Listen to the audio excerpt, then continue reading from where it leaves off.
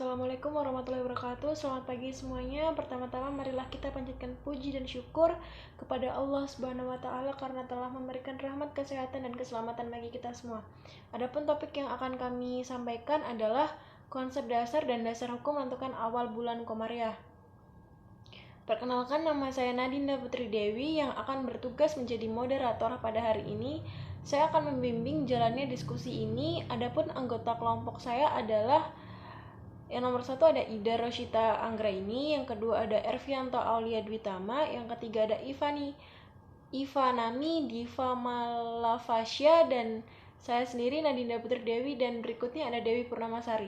Selanjutnya adalah penyampaian dan penyajian materi yang akan saya persilahkan untuk teman saya yang bertugas untuk membacakan materi yang pertama.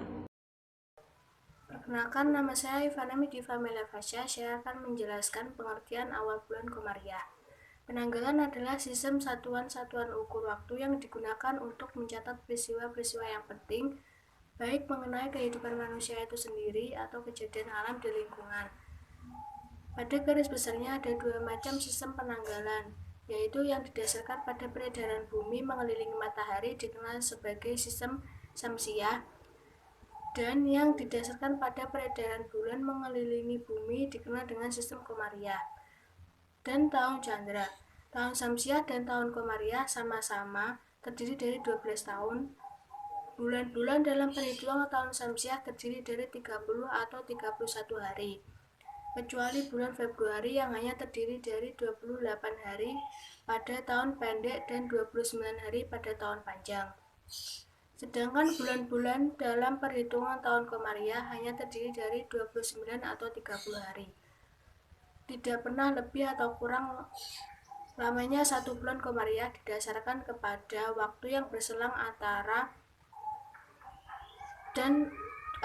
dua ijtima, itu rata-rata 29 hari, 12 jam, 44 menit, 2,8 detik.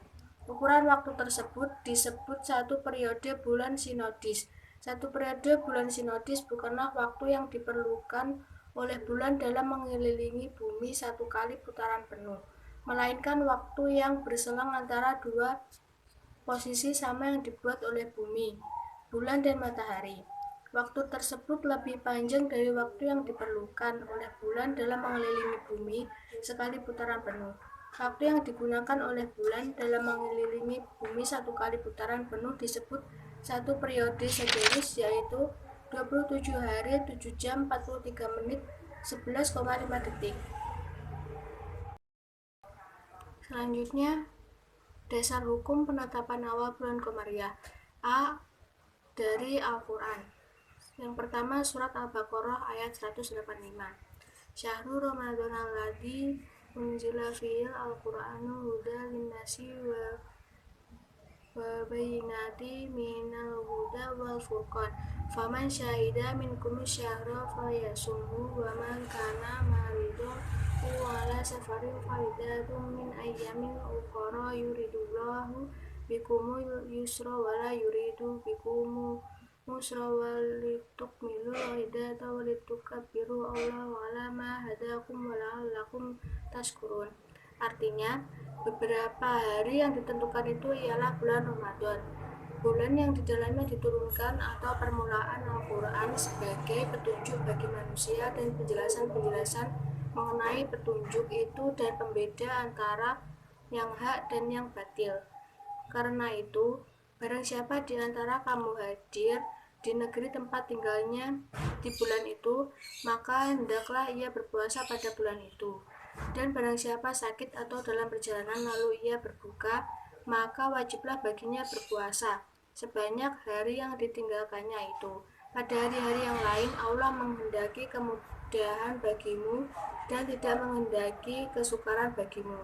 Dan hendaklah kamu mencukupkan bilangannya dan hendaklah kamu mengagungkan Allah atas petunjuknya yang diberikan kepadamu supaya kamu bersyukur. Yang kedua, surat Al-Baqarah ayat 189. Yas'alunaka 'anil ahillah qul hiya mawaqitu lin-nasi wal hajj. Artinya, mereka bertanya kepadamu tentang bulan sabit. Katakanlah, bulan sabit itu adalah tanda-tanda waktu bagi manusia dan bagi ibadah haji.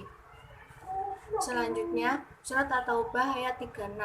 Inna iddatas syahuri indallahi ansa asyara syahra fi kitabillahi yauma khalaqa samawati wal arda minha arba'atun hurum. Dalikal ladina qayyimu fala tadlimu fayhina anfusakum wa qatilul musyrikina kaffatu kama yuqatilunakum kaffah wa lamu annallaha ma'al muttaqin.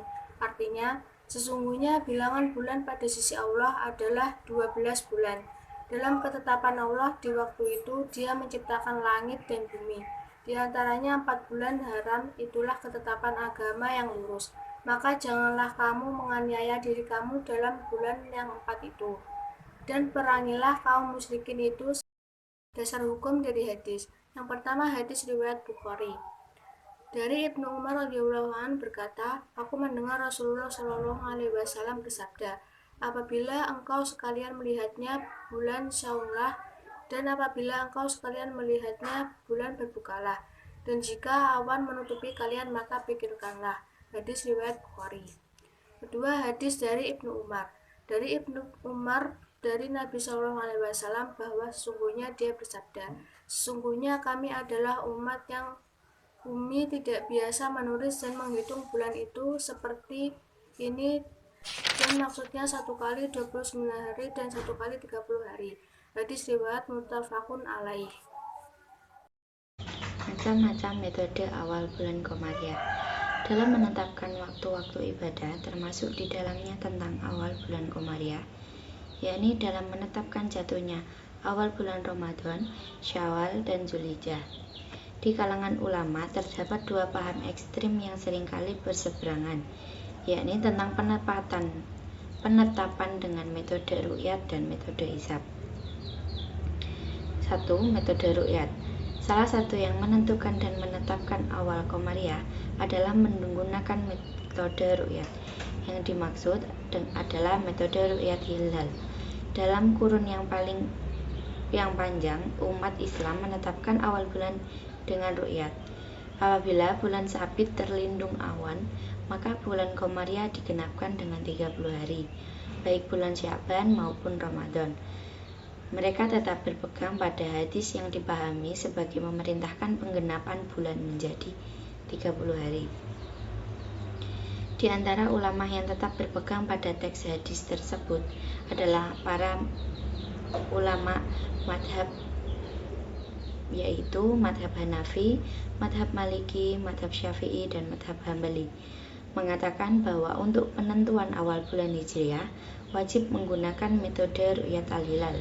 Atas dasar hadis dan ijtihad 4 ulama besar tersebut, beberapa organisasi Islam di dunia melakukan sunnah Nabi ini dengan melakukan ru'yat secara langsung dan melakukan secara istiqmal.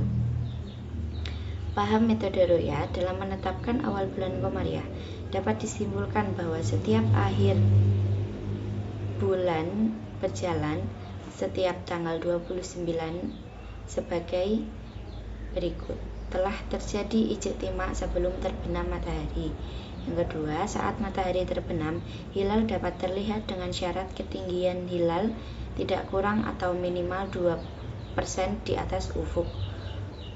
Jika kriteria tersebut terpenuhi, maka malam itu dan keesokan harinya ditetapkan sebagai bulan baru. Namun jika tidak terpenuhi, maka bulan lama diistiqmalkan menjadi 30 hari. Bulan baru ditetapkan pada keesokan malam dan lusa harinya. Di Indonesia menetapkan awal bulan Komariah lebih khusus dalam penetapan awal bulan Ramadan, Syawal, dan Zulhijjah dengan menggunakan metode ru'yat yang digunakan oleh para Nadlatul Ulama. Metode hisab. Para ahli hisab memahami hadis-hadis Rasulullah berbeda pandangan dengan ahli ru'yat. Logika berpikir mereka bahwa hadis-hadis di atas adalah beberapa yang menyebutkan tentang estimasi yang tanpa menyebut 30 hari. Dalam hadis tersebut dapat dipahami terhadap tentang nas-nas Al-Quran yang menunjukkan isyarat bahwa cara-cara perhitungan hisab juga merupakan metode yang sah dan bukan merupakan metode yang memiliki hierarki lebih rendah ketimbang melihat secara visual untuk menentukan awal dan akhir Ramadan. Menetapkan garis ufuk sebagai petunjuk timur dan barat mempunyai segi-segi yang cukup menarik. Yang pertama, garis ufuk adalah garis yang nyata, dengan kedudukan dan sifat yang jelas, sehingga tidak ada keraguan-raguan dalam mendefinisikannya. Yang kedua, ufuk merupakan persoalan bumi, sedangkan perjalanan bulan dan matahari adalah persoalan ruang angkasa. Dengan menggunakan ufuk sebagai patokan, berarti telah memasukkan unsur kebumian ke dalam persoalan lain, sehingga dapat menjadi lebih menarik lagi bagi manusia. Yang ketiga, ufuk bukan hanya sebagai persoalan bumi, tetapi juga terikat kepada suatu tempat tertentu di permukaan bumi. Untuk menentukan awal bulan, caranya tidak sulit, yaitu dengan menempatkan matahari pada posisi terbenam, lalu ditentukan posisi bulan. Bila bulan berkedudukan di atas ufuk, maka menunjukkan bahwa bulan sudah berada di sebelah timur matahari. Dengan kata lain, bulan belum terbenam ketika matahari terbenam. Situasi yang seperti ini menunjukkan bahwa bulan baru Qamariyah sudah dimulai.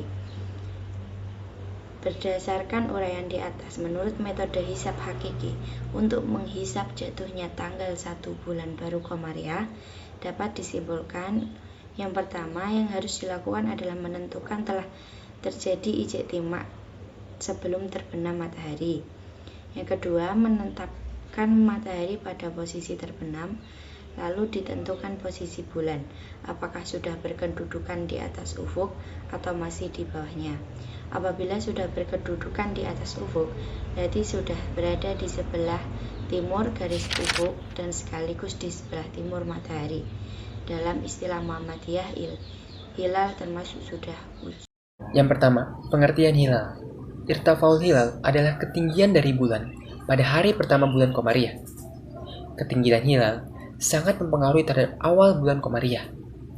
Jika hilal sudah mencapai pada ketinggian yang memungkinkan dapat dilihat, maka malam itu atau keesokan harinya dapat ditetapkan sebagai tanggal 1 bulan baru. Hal ini sesuai dengan fungsi hilal sebagai tanda telah masuknya bulan Qamariyah baru.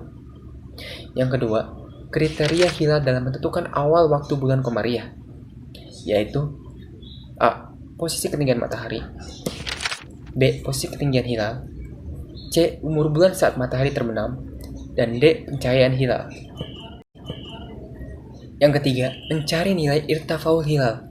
Dalam mencari nilai irtifaul hilal, penulis menggunakan teori yang dipakai dalam sistem ephemeris dan almanak nautika. Penggunaan sistem ini sebagai landasan teori, karena sistem ini banyak dianggap sebagai sistem kontemporer yang mempunyai akurasi tinggi. Sistem ephemeris juga saat ini digunakan oleh Departemen Agama dalam hisab penentuan awal bulan Qamariyah. Yang pertama, pengertian metode almanak. Pada metode hisab almanak nautika, dalam menghitung ketinggian hilal dengan mencari sudut H dengan menggunakan rumus trigonometri. Metode hisab ephemeris. Metode hisab ephemeris adalah metode perhitungan hilal yang berisi rumusan untuk mengelola data matahari dan data bulan serta saat terjadi konjungsi, yaitu posisi matahari, bulan, dan bumi dalam satu garis astronomi. Langkah-langkah yang harus ditempuh dalam menentukan awal bulan Qamariyah dengan metode ephemeris, yaitu yang pertama, menghitung ijtima akhir bulan dengan menentukan A menentukan FIB, yang B menentukan ELM, C menentukan ALB, D menentukan sabak matahari per jam, E menentukan sabak bulan per jam. Yang kedua, menentukan data tempat yang dengan A lintang tempat, B bujur tempat, C bujur daerah, D tinggi markas. Yang ketiga, menentukan data astronomi dengan A deklinasi matahari atau dengan simbol D, B. Pratama waktu dengan simbol E. C. Matahari terbenam dengan simbol H. Yang keempat, menentukan sudut waktu matahari saat matahari terbenam dengan rumus cos T sama dengan min tan P kali tan D plus sin H dibagi cos P dibagi cos D. Yang kelima, mencari saat matahari terbenam. Yang A, sudut matahari dengan rumus T dibagi 15 dijadikan jam.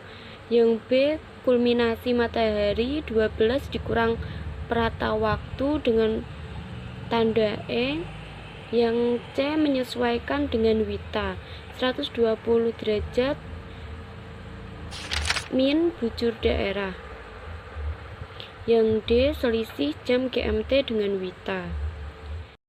Yang keenam, mencari ascension rekta atau AR matahari dan bulan. Yang A, ascension rekta matahari, yang B, ascension rekta bulan. Yang ketujuh, menentukan sudut waktu dengan simbol T, bulan dan delinasi bulan.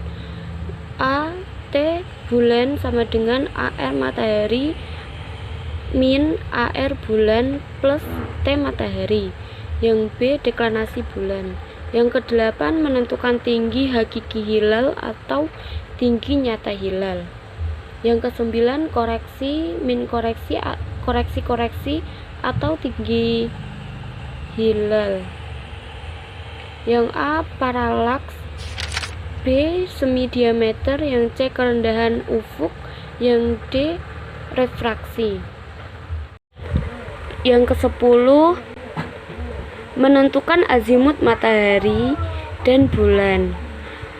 Azimut matahari dengan rumus kotan A sama dengan min sin P dibagi tan T plus cos P dikali tan D dibagi sin T. Azimut bulan dengan rumus kotan A sama dengan min sin P dibagi tan T plus cos P kali tan D dibagi sin T. Posisi hilal dengan rumus azimut matahari min azimut bulan. Lama hilal di atas ufuk dengan rumus tinggi hakiki hilal dibagi 15 dijadikan jam. Hilal terbenam dengan rumus matahari terbenam plus lama hilal di atas ufuk. Demikianlah beberapa hal yang bisa saya dan teman-teman sampaikan. Sebelumnya saya mohon maaf yang sebesar-besarnya kepada teman-teman dan dosen yang mengajar sekalian. Apabila dalam penyampaian tadi mungkin ada kesalahan kata, saya ini hanya manusia biasa yang tidak luput dari kesalahan. Saya tutup. Assalamualaikum warahmatullahi wabarakatuh.